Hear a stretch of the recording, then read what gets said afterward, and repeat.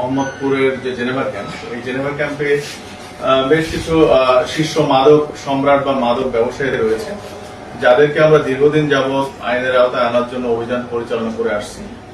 তো ইতোমধ্যে বেশ কয়েকজনকে আমরা আইনের আওতায় এনেছি এবং বেশ কয়েকজন কারাগারে রয়েছে এবং বেশ কয়েকজন পলাতক ছিল। তার মধ্যে আপনারা অনেকবার একটা নাম শুনে থাকবেন যে রাজা ওরফে বাদশাহ ওরফে পিচ্চি রাজা, যে নামটি প্রায় সময় জেনেভা ক্যাম্পে আমরা অভিযানে গেলেই অনেকে আমাদের কাছে বিভিন্ন ভাবে বলতো যে সে এই মাদক সম্রাট কিংবা জেনেভা ক্যাম্পে যে মাদকের বিস্তার, এই বিস্তারে তার একটি ভূমিকা রয়েছে, ব্যাপক আকারের ভূমিকা রয়েছে।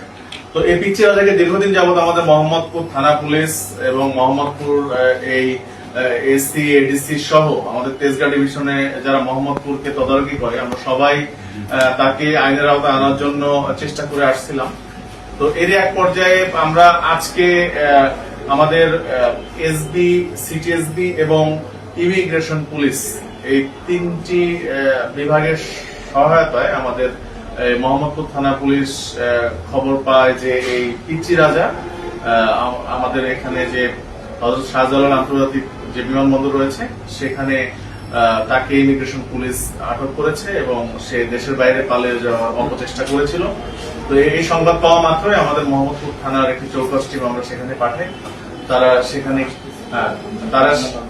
তারা সেখানে গিয়ে এই এয়ারপোর্টে তাকে ইমিগ্রেশন পুলিশ যে আটক করে রেখেছিল তাকে আমাদের এই জিম্মায় নেয় কিংবা তাকে বুঝে নেয়। তো এই পিচ্চি রাজা আমরা যতটুকু পরবর্তীতে শুনতে পাই যে সে নেপাল থেকে সম্ভবত বাংলাদেশে ফিরে আসছিল এবং সে ফিরে আসার পথে এই ইমিগ্রেশন পুলিশ তাকে আটক করে।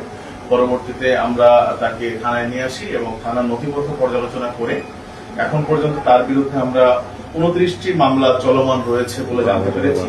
তো মামলাগুলোর মধ্যে হত্যা মামলা রয়েছে 3টি, হত্যা চেষ্টা মামলা 7টি, বিস্ফোরক দ্রব্যাদি আইনের মামলা রয়েছে 4টি, বিশেষ ক্ষমতা আইনের মামলা রয়েছে 1টি, সন্ত্রাস দমন আইনের মামলা রয়েছে 1টি, মাদক মামলা 13টি।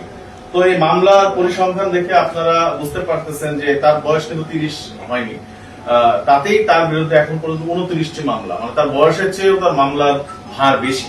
তো সে বাহিরে থেকে, ক্যাম্পের বাইরে থেকে দীর্ঘদিন যাবতীয় ক্যাম্পে যে মাদকের বিস্তার, সেই বিস্তার ঘটানোর জন্য যে তার অপচেষ্টা সেটি সে অব্যাহত রেখেছিল।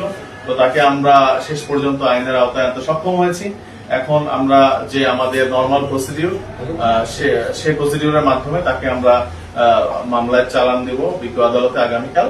এর পরবর্তীতে আমরা রিমান্ডে এনে তাকে বিভিন্নভাবে জিজ্ঞাসাবাদের মাধ্যমে তার আরো যারা সহকর্মী রয়েছে কিংবা সহযোগী রয়েছে তাদের নাম তার কাছ থেকে বের করে আমরা তাদের আইনের আওতায় আনার চেষ্টা করব এবং এরই মাধ্যমে আমরা আপনাদের মাধ্যমে আমরা এই জেনেভা ক্যাম্পের আরো যারা মাদক ব্যবসায়ী রয়েছে তাদেরকে এটি জানান দিতে চাই যে লুকিয়ে বা পালিয়ে বা এরকম আড়ালে থেকে মাদকের যে ব্যবসা কিংবা মাদক সম্রাট সে যে ঘুরে বেড়ানো যাবে না, তাকে আইনের আওতায় অবশ্যই আসতে হবে।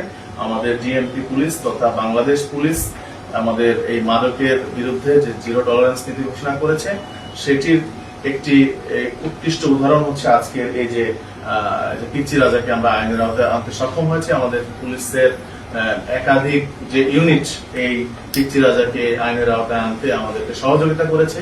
আগামীতেও আমরা সম্মিলিতভাবে এই মাদক ব্যবসায়ীদের বিরুদ্ধে যে আমাদের যুদ্ধ ঘোষণা হয়েছে এই যুদ্ধটি অব্যাহত থাকবে এবং আপনাদেরকে এখানে এসে এই